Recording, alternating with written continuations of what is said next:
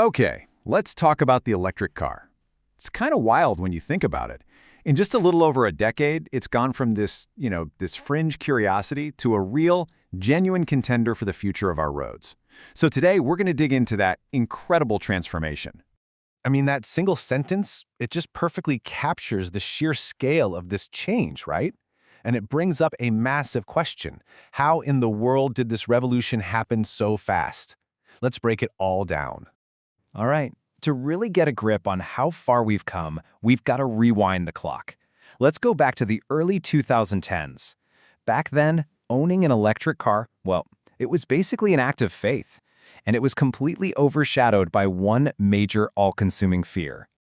So what if your car had a 73-mile leash? I mean, really think about that for a second. Every single trip, every commute to work is dictated by this super strict limit. This wasn't just some minor inconvenience. No, this was the constant, nagging fear of getting stranded somewhere with a dead battery. It was so common, it even got its own name, range anxiety. And look, this wasn't some kind of exaggeration. In 2011, the median range for an EV was just 73 miles. That's it. For most people, that number, all by itself, made buying an EV a complete non-starter. Just no way. And you know what? Range was only part of the problem. A full charge on a regular home outlet could take more than 20 hours. And public charging stations? Yeah, they were pretty much non-existent.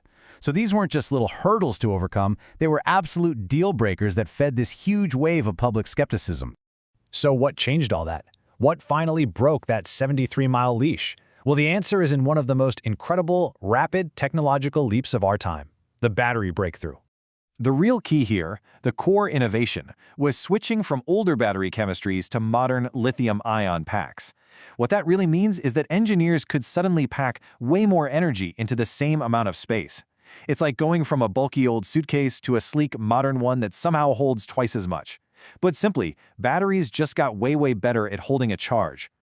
And the real-world result of that improvement? It's honestly staggering.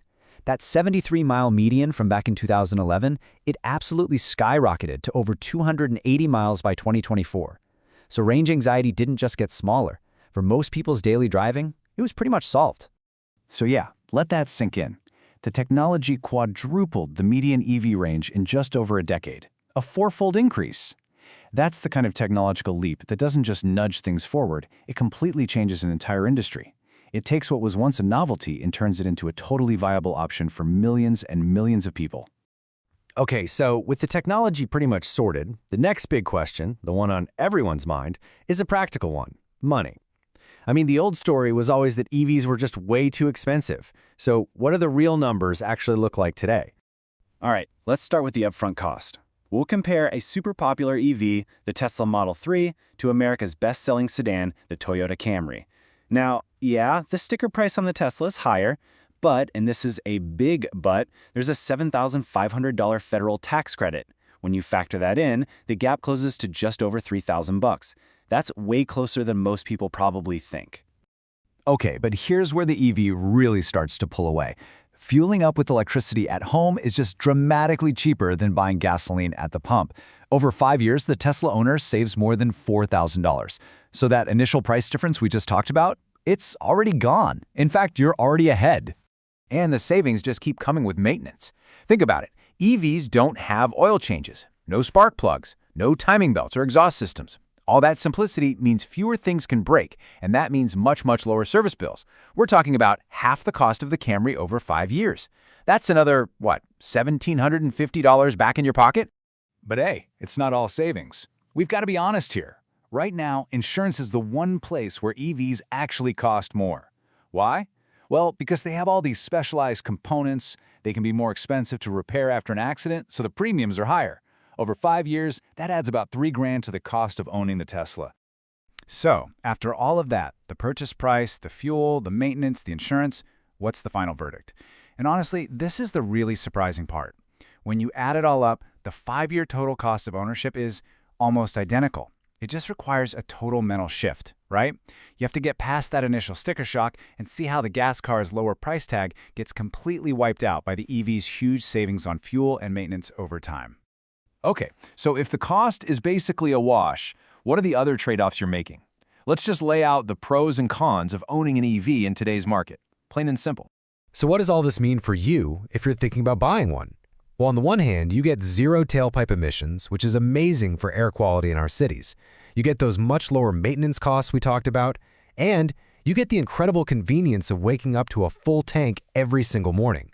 But on the other hand, you're still looking at a higher sticker price before any incentives kick in. The charging infrastructure can still be a little spotty if you're not on a major highway, and all batteries do degrade over time, which means they lose a little bit of their capacity. Look, those challenges are absolutely real, but the technology is not standing still, not by a long shot. The pace of innovation is actually accelerating. So let's take a peek at what's just around the corner. The next massive leap forward, it's solid-state batteries. We're expecting to see them in high-end EVs by 2028 and in mass-market cars by 2030. These things promise even more range, much faster charging, and a longer lifespan. And all of this is happening while big players like GM and Ford are planning to go all electric, phasing out gas cars completely by 2035. I mean, the transition's basically locked in at this point. And check this out. Here's a truly game-changing idea: vehicle-to-grid, or V2G. This tech is going to let your car not only pull power from the grid, but also send it back. So your EV basically becomes a giant battery pack on wheels. It could power your house during a blackout, or you could even sell that energy back to the utility company when demand is high.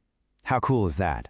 So, from a 73-mile curiosity to a car that costs about the same as its gas-powered rival and is on the verge of actually powering our homes, the journey so far has been nothing short of incredible. The EV's past is written. The real question now is, what will its future be?